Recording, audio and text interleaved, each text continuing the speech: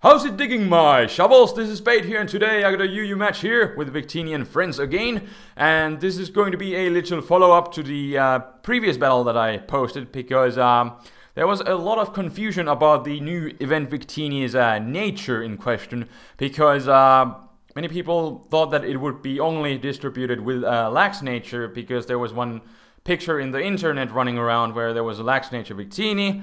And then there was this one website in particular, which also just assumed that it would be only distributed with lax nature. So they made it as a fact, although it had not been confirmed. And now that it is released, every place says that it is random nature.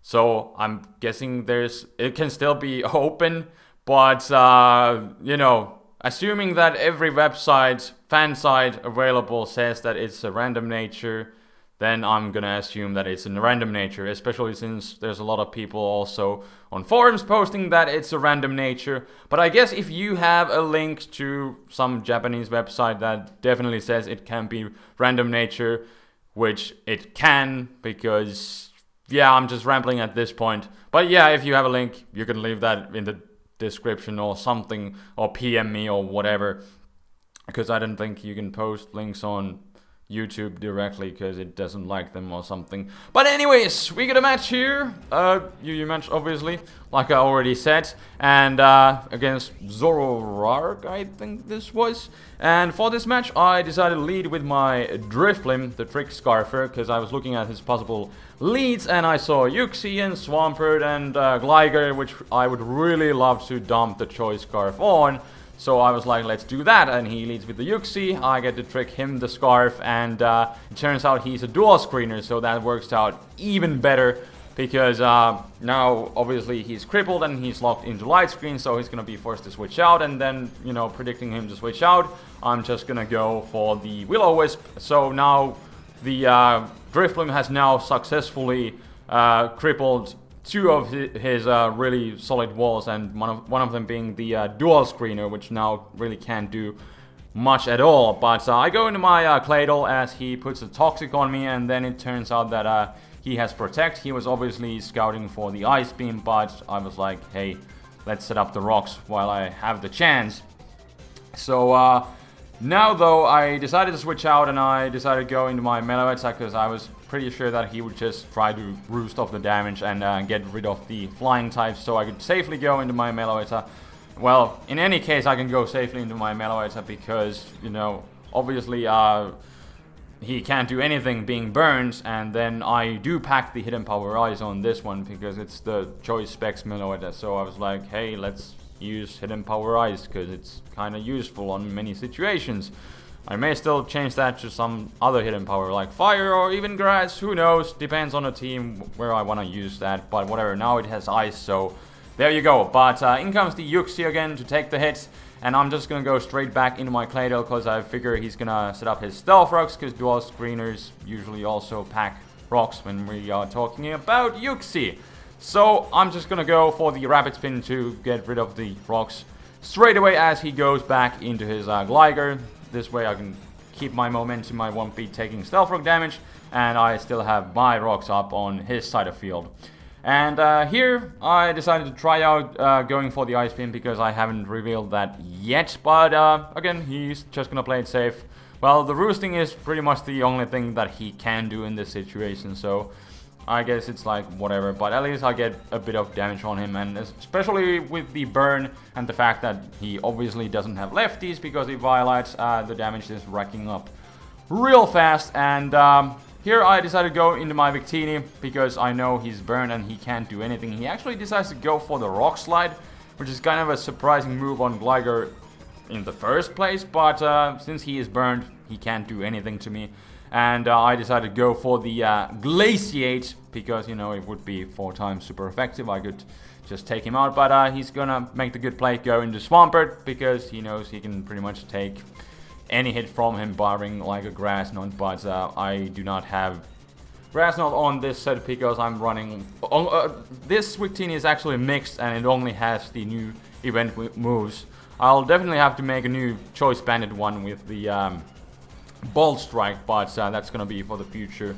battles. But anyways, now I'm gonna go into Virizion, take whatever hit he wants to throw at me. He does go for the safe waterfall as I go into my Virizion, and then I decided to go for the Stone Edge. I was kind of thinking he may want to go into his, the Rotom Heat, because, you know, I thought he would just predict the Grass type move and just go into that and be all scarfed and outspeed and kill me on the next turn. But he doesn't, he goes into Yuxi, and I tried to take him out with Stone Edge followed by Giga Drain, but it actually doesn't, and this actually works out into my favor because he locks himself into the Reflect, so I'm just gonna set up a workup and then go for the Stone Edge again, because again I was fearing that the Rotom Heat would want to come in, so I just didn't want that to happen. I wanted to guarantee that I get at least one kill with the Virizion, and he actually goes into his Gligar, so I can easily take him out with the +2 Giga Drain. He only has the Reflect up anyways, but now he's gonna go into his Hitmontop. I have +2, I know I can 2-hit KO him, most likely I should be able to, so I'm just gonna go for the Giga Drain. I know he's most likely just going to go for the Rapid Spin, but you know, then he's just gonna get his Hitmontop crippled, so I didn't really mind, but I end up getting a nasty critical hits. It definitely mattered. Even at +2, I'm pretty sure he could have lived with like, most likely with like 20% or something like that, and he would have been able to get off the Rapid Spin, but embrace the hacks, and forward we go. So, in comes the Rotom Heat now, and I'm just gonna go into my Claydol, because it's a specially defensive Claydol, and I just kind of need something to take a hit, and just kind of scout what he's going to do, how much damage, and all that stuff. Kind of still does look like a Scarf Rotom, and the way he brought it in would suggest also, although I was kind of surprised that he didn't go into it earlier, but whatever. Here I decided to pull a switch into my Mienshao, because I was like, hey, he's at -2, so I could take one overheat and then just fake out and go from there. But he actually sacks his Yuxi, and then he's gonna go into Swampert, but I'm like, hey, let's just go for the fake out, do some damage, and then go for the high jump kick. I wasn't really sure if I could take him out from this range, but I actually do. So damn, Mienshao is just really powerful, but then again, he's most likely running a tank Swampert, which doesn't have defense EVs, so, and you know, it's a stab life for a high jump kick from Mienshao, so what do you expect?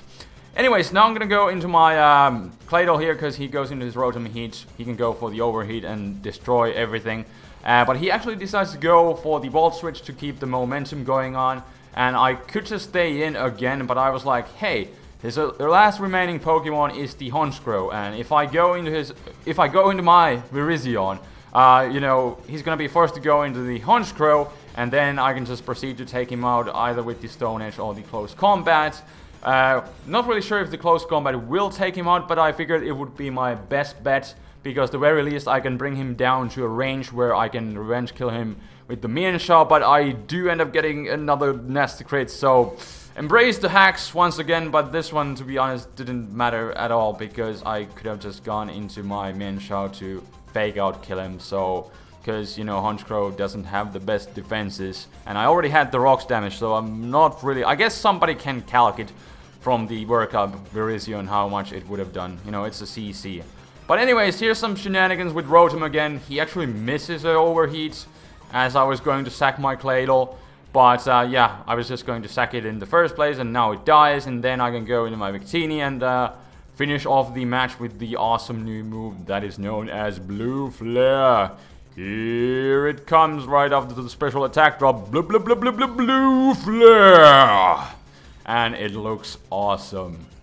And that will be the game. So, thank you for watching. It was a bit of a short, quick match. I have a bunch of random matches backed up. A few with this team too. Although this team, I had a lot of like really bad matches, because this team just, it doesn't really have good synergy. It was just 6 guys thrown together with Victini. But I'm planning to make like that Choice Banded Victini, and I really want to try that out more, and then possibly a special Victini would be really cool with the Blue Flare, and you know, maybe have the Grass Knot for Swampert and all. And but yeah, Victini now released with no nature locks or anything, so you can abuse it as you want, and that is cool, because awesome moves for Victini.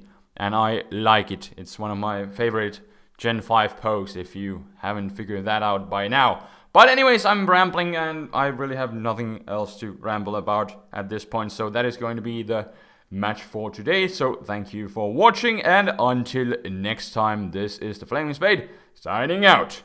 Peace.